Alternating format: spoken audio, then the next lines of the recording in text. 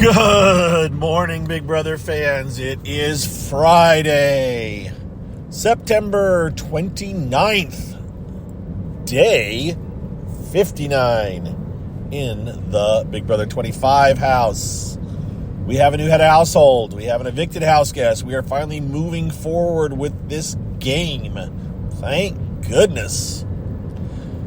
So, last night we watched the two zombie house guests, Jared and Cameron, and saw that Cameron decided to compete in the little battle back thing, do or die, whatever they called it. And guess what? It was the competition that we'd seen hinted at yesterday or day before yesterday, even though Dingo had gotten word that wasn't. Now it's not a big thing. I'm the one who tweeted out. I said, so Dingo was lied to, and it didn't mean it like an incriminating thing. It was just well, shit, we thought it was going to be this, and we thought it wasn't going to be this, and it was, and that's all I meant by it, but some people, I guess, got all fired up about it. It wasn't meant to be that, but it is what it is. The competition was the same kind of competition from Big Brother 16, if you recall, where that Frankie won on his own, where he had to pull two different lines, kind of drag a ball up a wall and sink it into a certain hole. And it was, you're controlling a pole that a ball is sitting on top of, and the rope controls each end. And in Big Brother 16, it was a competition where each person was holding one rope, and so it was very hard to coordinate. And because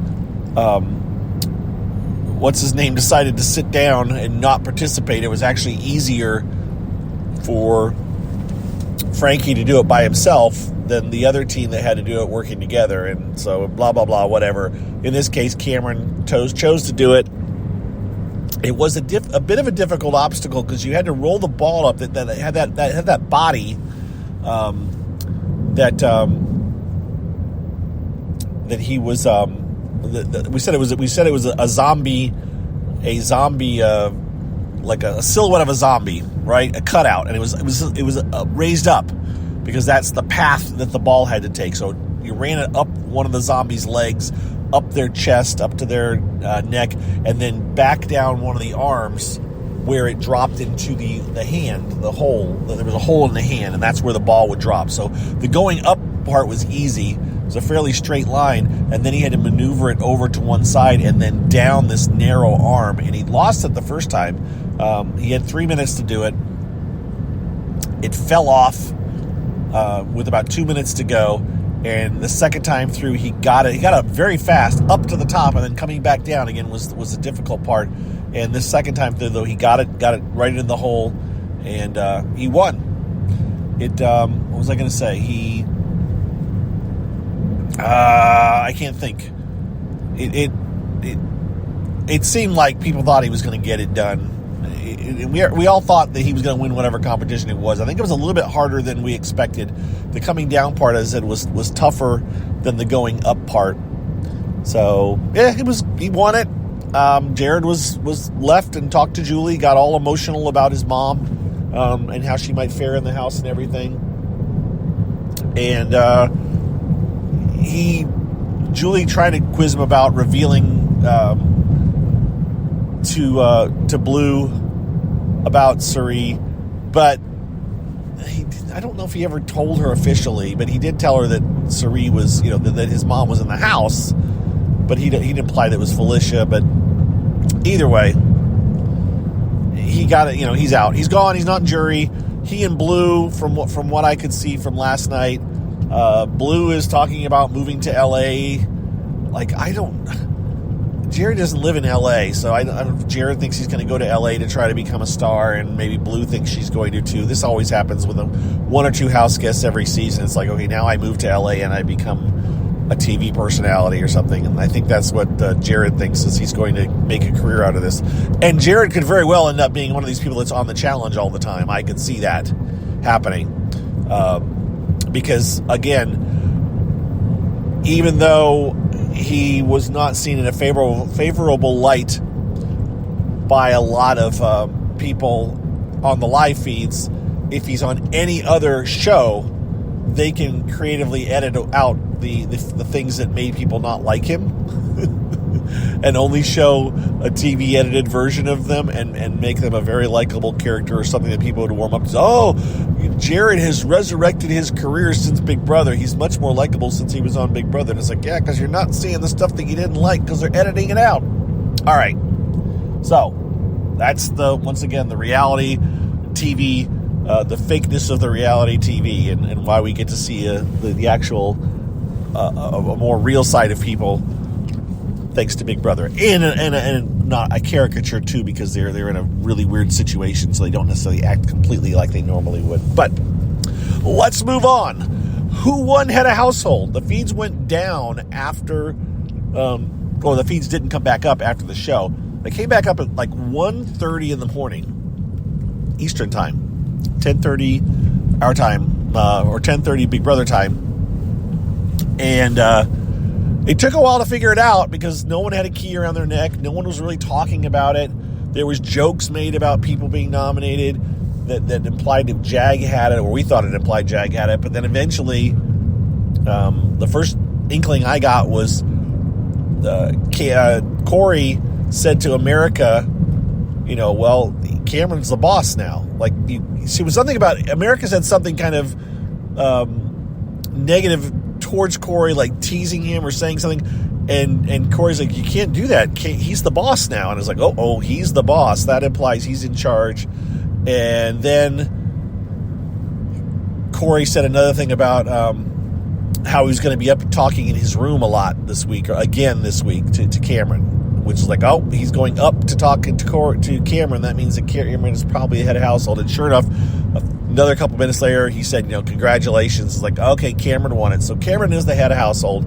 He's now been head of household 3 times.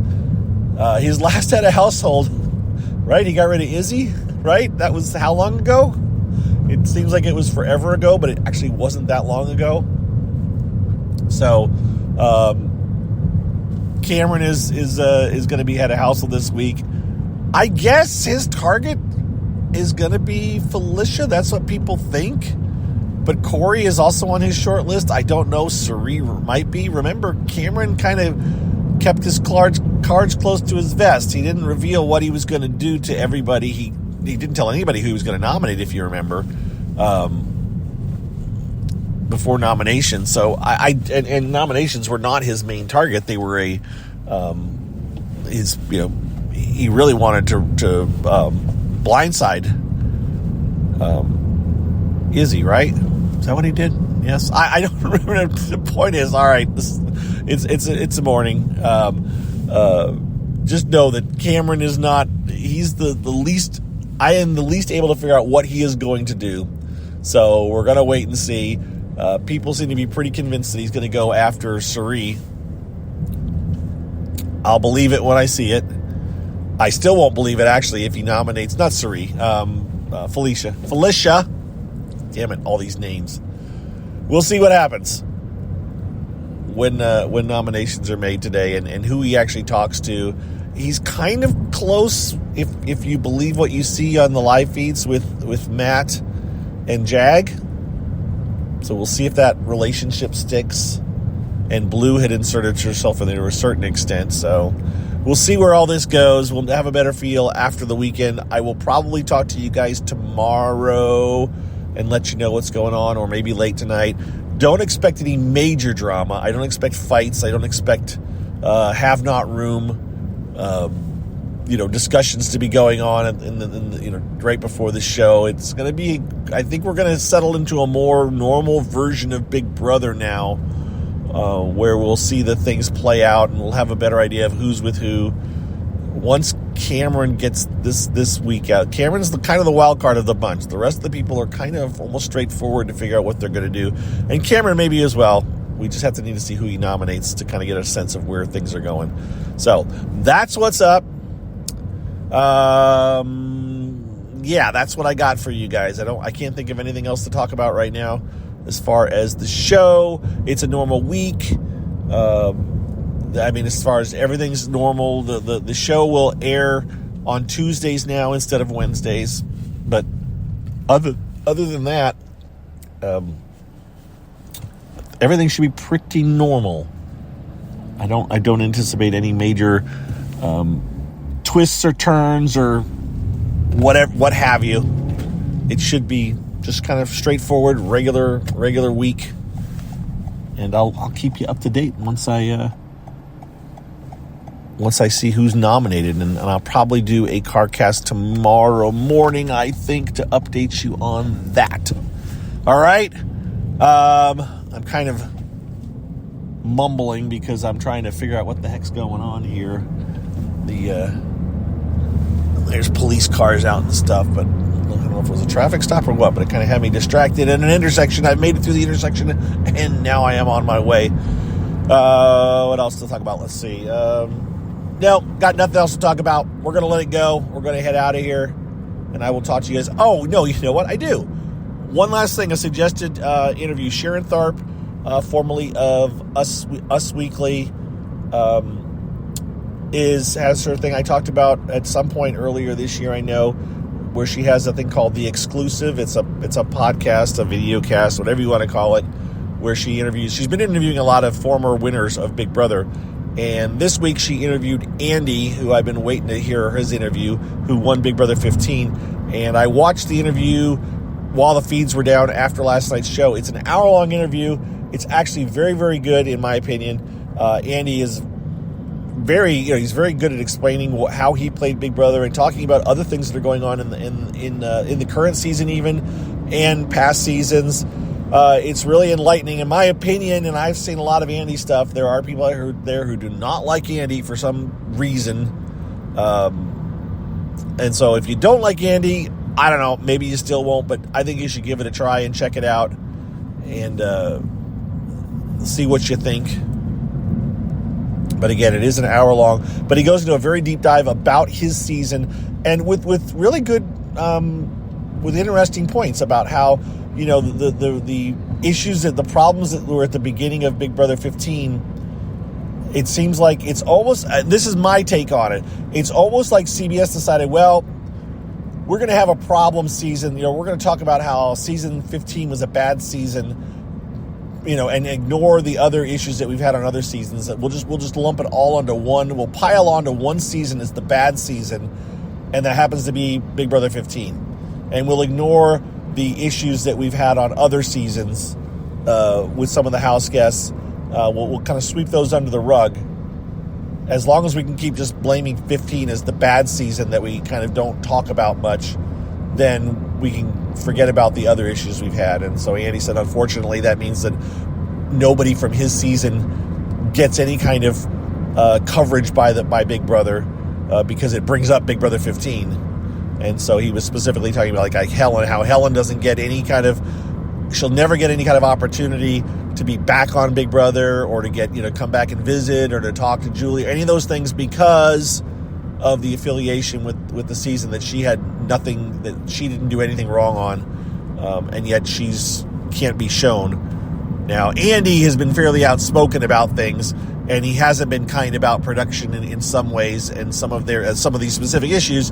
And so it's kind of, I can kind of understand why they're like, well, he hasn't been, you know, why would we bring him back when he's badmouthed us so much? So I don't know if they really should figure out a way to get him back involved with the show, because he could be an advocate and a strong person, but they seem more willing to go with the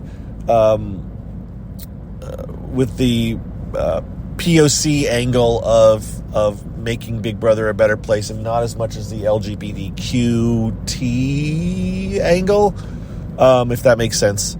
That's when they're, you know, they're not as quickly as willing to address. So there we go. Now I've delved into deeper stuff, and I'm not going to talk about it anymore for now. I'm going to sign off and go away, but you should listen to Sharon's podcast. It was really good, or watch it, or both.